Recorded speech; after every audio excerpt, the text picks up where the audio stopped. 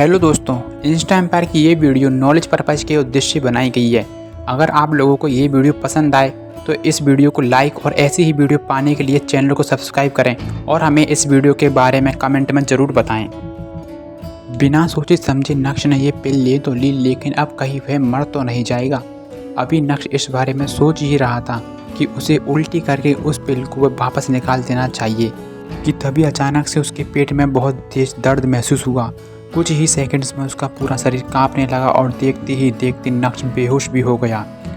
जब नक्श की आंख खुली तो लगभग रात हो गई थी और अचानक से बदबू आने लगी थी। अभी ये नक्श ने आंख खोली और ये सोचा कि तभी अचानक से उसे तेज़ बदबू आने लगी। जब नक्श ज़मीन से उठा और तो उसे पता चला कि ये बदबू उसके शरीर से आ रही है। इस समय नक्श का शरीर बहुत तेज़ी से चिपका हुआ लिक्विड से भरा हुआ था। उसके कपड़े पूरी तरह से गीले हो गए थे और उनमें से भी बदबू आ रही थी। नक्श काफ़ी डिस्कस्टिंग लग रहा था। ओह माय गॉड, ये क्या है? नक्श के पास सोचने का बिल्कुल भी टाइम नहीं था।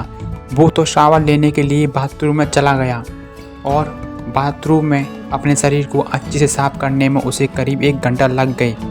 नए कपड़े पहनने के बाद जब नक्श बाथरूम से बाहर आया और बाहर आने के बाद नक्श ने घर की सफाई की। बेहोश होने के बाद जिस जगह पर नक्श गिरा उस जगह पर एक पीले रंग का लिक्विड जम गया था और बाहर से भी बहुत ज़्यादा बदबू आ रही थी। उसे साफ करने में नक्श को करीब आधा घंटा लगा।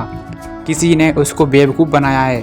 ताकत छोड़ो, उस दवाई ने तो मुझे और दर्द दे दिया, ऊपर से सारी बदबू। मुझे तो अब ये भी नहीं पता कि उस दवाई के साइड इफ़ेक्ट्स क्या हैं। कपड़ा साफ करते हुए नक्श मन ही मन बहुत बड़बड़ा जा रहा था।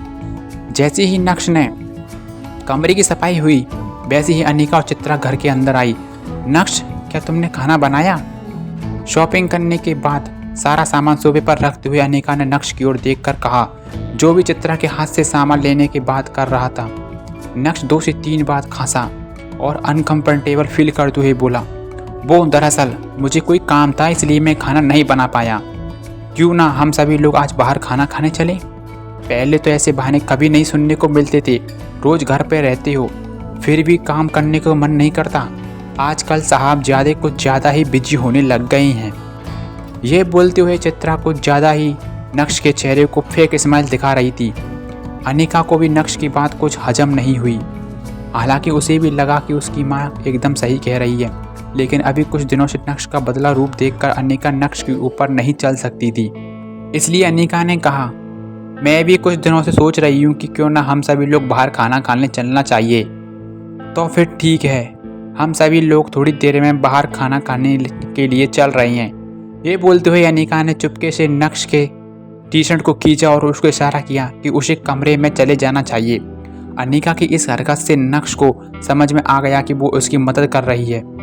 नक्श का दिल फिर से गार्डन हो गया था। उसने अनिका का सामान उठाया और उसके पीछे पीछे कमरे की तरफ चला गया। नक्श कमरे में पहुंचते ही अनिका ने कहा, नक्श, ये सब क्या चल रहा है? रिस्पॉन्सिबिलिटी भी तो कोई चीज़ होती है ना। तुम हमेशा खाना बनाते हो, लेकिन आजकल होगी तुम लोग बहुत ज़्यादा ही आलस कर रही हो।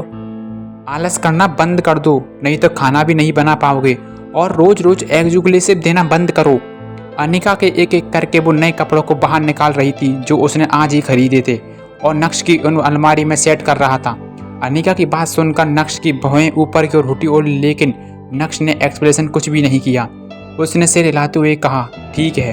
जब अनिका ने देखा कि नक्श काफ़ी ओबीडियंटली कर रहा है तो उसके बाद से उसने उस टॉपिक पर कुछ भी नहीं कहा, बल्कि एक नया टॉपिक छेड़ते हुए बोली, परसों दादी का बर्थडे है। याद रखना कि तुम्हें अगले 2 दिन के अंदर उनके लिए कुछ अच्छा सा गिफ्ट लेना है। सस्ता सामान नहीं देना है नक्श। तुम सोच रही हो ना, इसलिए खरीदने से पहले 1000 बार सोचना, वरना हर बार की तरह मुझे इस बार भी अम्बरेश होना पड़ेगा। नक्श ने यह सुना तो उसे अचानक से याद आया कि 2 दिन बाद कल्याणी के साथ उसका बर्थडे भी है। अनिका हो या फिर कोई और भी, नक्श का बर्थडे याद किसी को नहीं है। ये देखकर नक्श को कभी न कभी अपना बर्थडे सेलिब्रेट करने का मन तो करता है। इन 2 सालों में जब भी कल्याणी ने अपने बर्थडे की पार्टी दी तो नक्श अपने दिल को यही तसल्ली दिया करता था कि वो अपना ही बर्थडे सेलिब्रेट कर रहा है। कल्याणी केक काटती है लेकिन मन ही मन नक्श खुश होता जाता है। जब नक्श ने देखा कि अनिका उसे ही घूर रही है तो तुरंत ही वो अपने सेंसेस में लौटा और सिर हिलाते हुए बोला, अरे हाँ, परेशान मत हो, मुझे याद है, मैं रैंडमली कुछ नहीं खरीदूंगा। अनिका भानुशाली ग्रुप से हुए साथ कॉरपोरेशन को लेकर नक्श से बात करना चाहती थी, क्योंकि आज उसकी दादी ने उसे आगे से कॉल किया था और उनकी हेल्प करने के लिए भी कहा। लेकिन अनिका ने अंत में इस टॉपिक को बाहर निकालना जरूरी नहीं समझा। वो नहीं चाहती थी कि नक्श को बिल्कुल भी ऐसा लगे कि वो पूरी तरह से अब उस पर डिपेंडेंट हो चुकी है। रंगरेज रेस्टोरेंट। कल्याणी जी के जन्मदिन वाले दिन नक्श, अनिका और चित्रा अलग अलग तरह से उसके वेन्यू पर पहुंचने वाले थे, क्योंकि सभी को कल्याणी के लिए तोहफे लेने थे। और अनिका और चित्रा तो समय पर पहुंच गए, लेकिन नक्श साहब अभी तक नहीं आए थे और अनिका उसी का इंतज़ार भी कर रही थी। अनिका और चित्रा दोनों साथ में बैठे हुए थे। अनिका अचानक से जितना नक्श के गिफ्ट के बारे में सोच रही थी, उतनी ही उसे टेंशन हो रही थी कि पिछले 2 दिनों में अनिका ने नक्श से कई बार पूछा कि वो कल्याणी के लिए क्या गिफ्ट देने की सोच कर बैठा है, क्या देने वाला है। लेकिन नक्श ने अनिका को कुछ भी नहीं बताया और अनिका से भी सीक्रेट रखा। हालांकि नक्श ने अनिका से प्रॉमिस किया था कि वो इस बार जो भी गिफ्ट देगा वो आम नहीं होगा, खास होगा। लेकिन उसके बाद भी अनिका के दिल में एक खलबली मची हुई थी। जब अनिका ने देखा कि नक्श एक ऑर्डिनरी लकड़ी का बॉक्स हाथ में लेकर बाहर पहुंच गया है, तो उसके चेहरे पर तो 12 बज गए। जिस लकड़ी के बॉक्स में आम आते हैं, उस बॉक्स में भला नक्श कल्याणी को कौन सा गिफ्ट देने वाला है? कहीं नक्श वाकई में आम तो नहीं दे रहा है? जैसे ही अनिका ने देखा, वो मन ही मन सोचने लगी, ये वो गिफ्ट है जिसके लिए उसने कहा था कि उसे इंसल्ट फील नहीं होगा। लग तो ऐसा रहा है जैसे उसने पहले से ही मुझे एम्ब्रेस करने की सोच रखी है। गहरी सांस लेते हुए अनिका मन ही मन सोचा। उसे समझ नहीं आ रहा था कि वो करे तो करे क्या। नक्श ने बताया भी नहीं था कि वो क्या दे रहा है, और इस बार लकड़ी के डिब्बे को हाथ में लेकर वो इस ग्रैंड पार्टी में पहुंच गया है। अब आगे अनिका क्या करने वाली थी? आखिर नक्श ने कल्याणी जी के लिए ऐसा क्या तोहफा लिया था? क्या अनिका को आज फिर से एम्ब्रेस होना पड़ेगा? क्या फिर से इस बार नक्श कल्याणी के साथ साथ पूरा जाबरी खानदान हिलने वाला है? कार्तिक ने नक्श को कौन सी दवाई दी थी? उस दवाई का नक्श पर क्या असर होने वाला है? आगे की पूरी कहानी जानने के लिए सुनिए पीके एडिटर की इंस्टा एम्पायर।